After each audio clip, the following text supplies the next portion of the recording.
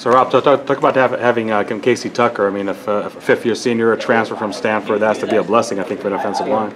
Yeah, you know, it is for the run game, but also, you know, I think Manny has a sense of confidence now. You know, the guy's got to protect his back. That left tackle is very important. So he's got a battle-tested guy that's been through it all.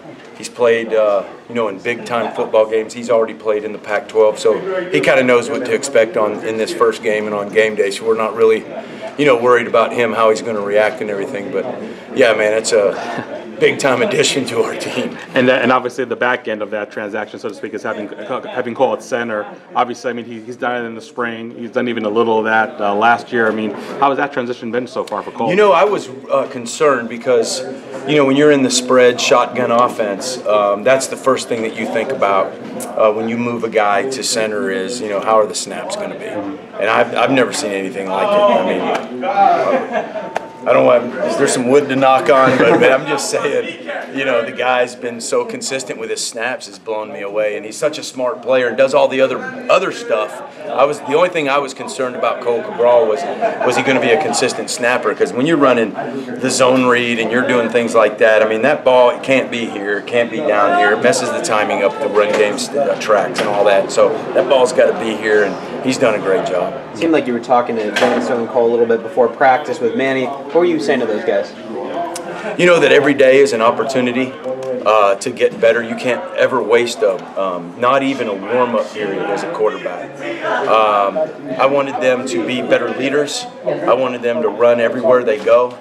Don't have any lazy steps at all at practice, and understand that everybody is watching them. And I think they embrace that. I think they understand that. That leadership in the quarterback position, I mean, yeah, you got to be good, you got to be talented, you got to be accurate, but the leadership part, those intangibles, you know, that's what makes, you know, average players good players great. Coach, what about Ryan Newsom? What kind of role do you see him playing? You know, Ryan has had an exceptional camp, and so he's going to get a lot of playing time. We're going to roll him and Kyle Williams out, and he's earned and is deserving to get reps and play in the game. And Frank Darby? Frank is still kind of hobbling around a little bit, but once he gets out here, you know, it's been unfortunate that he's missed, you know, some days in practice. But the blessing on the other side of that is Brandon Ayuk now has been forced to be in a role where we depend on him all the time in a lot of situations, and he's had to step his game up. And sometimes when you force guys into that, then it makes them better players. So it's been good. I don't worry about Frank when he's back. I know that we just drop back, throw it as far as we can. Frank's going to catch it. I just know that. What about John Humphrey? Looks like he's itching to return. Yeah, I know, right? You know, that's a Herm question as far as injuries are concerned. I don't know when he's going to be back, but it really was good seeing him out there. What did Kurt Walding do to kind of put himself in this battle with Dylan that you talked about the other night? Learned the offense really fast and knew where to throw the ball and operated the offense. And then when he did throw it, he was pretty accurate for a guy just coming into a new program. And it was very impressive what he did the first couple of weeks of camp. What was the scouting report you guys had on him when he got here? You know, he was a starter at his school, good player. He was highly recommended by his coaches, his high school coach. You know, we did a lot of research on him as far as phone calls and listening to, you know, friends in the business that either coached him, knew him, or whatever. So he was kind of highly recommended. How's he handled taking some of these snaps and actually stepping in? Good. I think he's had one bad throw. I think he threw a pick yesterday. I think the corner cat and moused him on a smash concept, and which a lot of quarterbacks that happens to, and I'm glad that happened out at practice, so he has that in his mind, and he won't do it in a game. But really, he's only made one really bad throw this whole camp, which is pretty impressive.